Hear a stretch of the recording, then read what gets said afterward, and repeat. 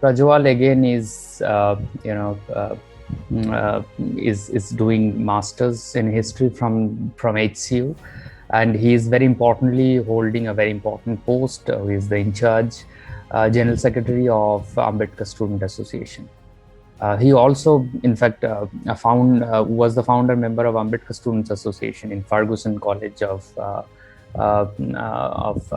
Pune. So, anyways, I go straight to Prajwal and invite Prajwal to start his presentation. Jai Bhim. My revolutionary Jai Bhim to everyone. I would like to I am doing my masters in University of Hyderabad, and before that I was placed in a prominent institute of Maharashtra, Fergusson College, and however, coming to University of Hyderabad was my first ever experience to leave my state and have an opportunity to engage with Dalit students across the country, and understand caste more critically, and every day realize and every day see how with what inhuman impunity caste works in the university spaces. Uh, like every year Ambedkar Student Association has been keeping a check on the implementation of reservation policy, and every year university violates the implementation of reservation policy every time PhD seats have been remained vacant.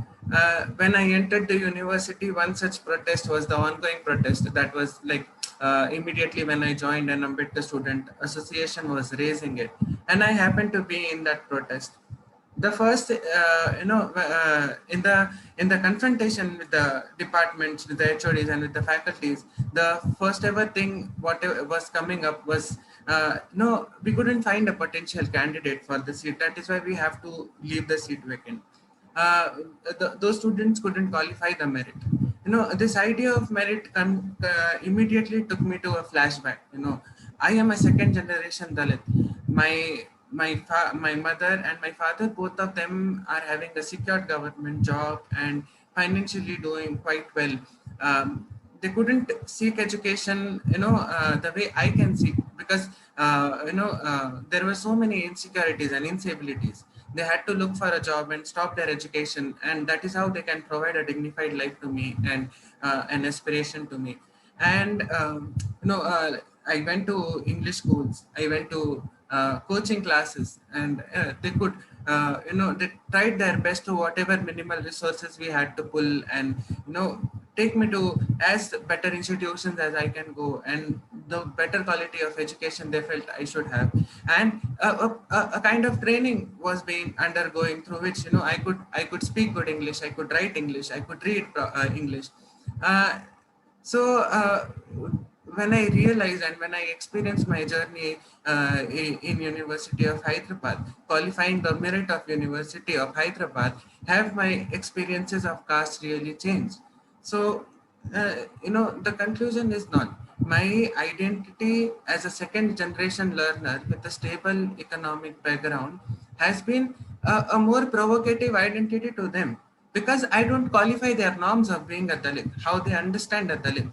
So whenever I ask a question in a classroom, it comes in a direct, comes as a direct question to the power dynamics of the class, which eventually led for me to turn into a very submissive receptors of the classrooms, where questioning was something that was always came up with a humiliation.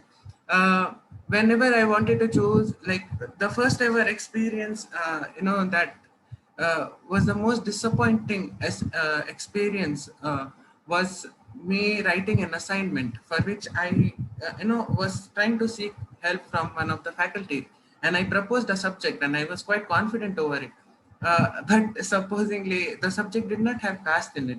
uh, I, as a person coming from this social background, was thought to write something on caste, but never something on like gender or sexuality.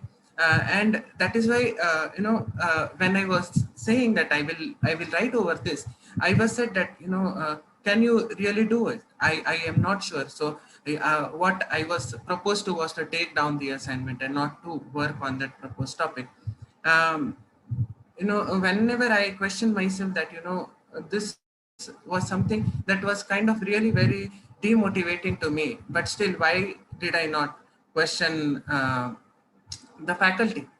uh, that came as a it comes as a vulnerable position point of view, where I was there, where I couldn't first give it a language of casteism and say that this professor, the way the professor has demotivated me is a caste, is coming from her social location and my social location, and this is something that she shouldn't do.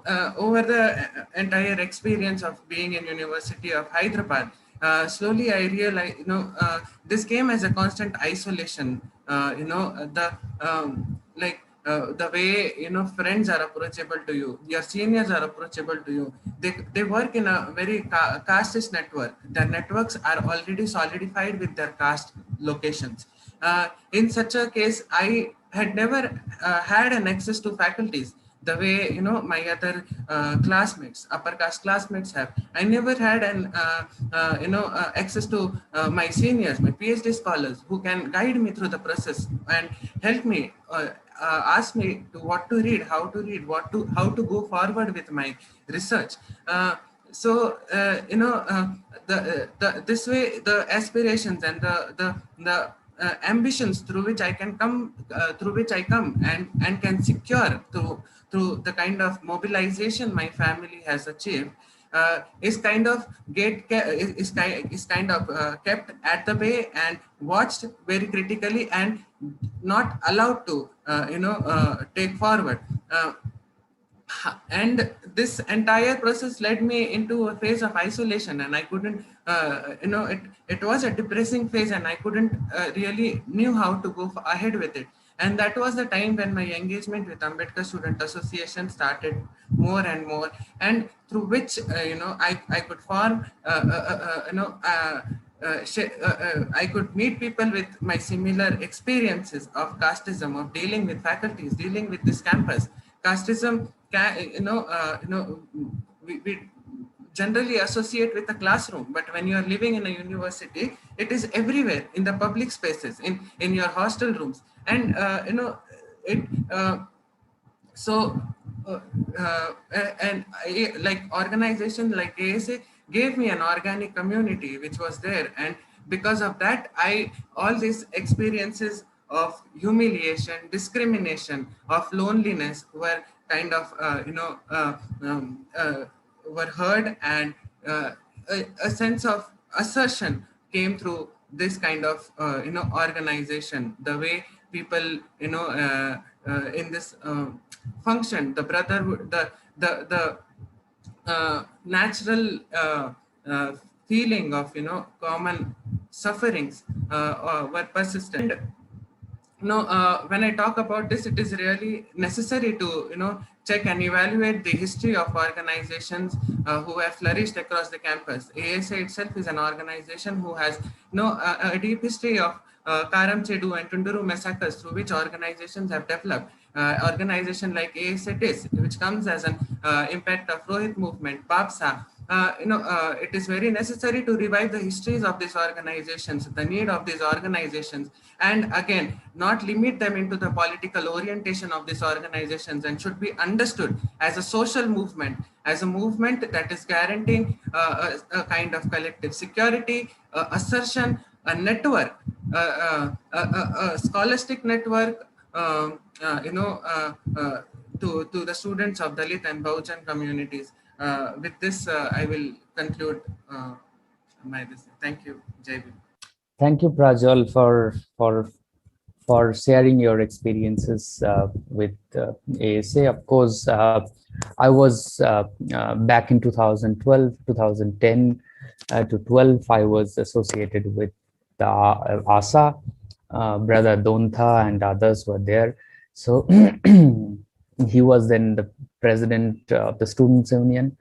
So we were having, we were probably living a great Ambedkarite, Periyarite, Fuleite moment.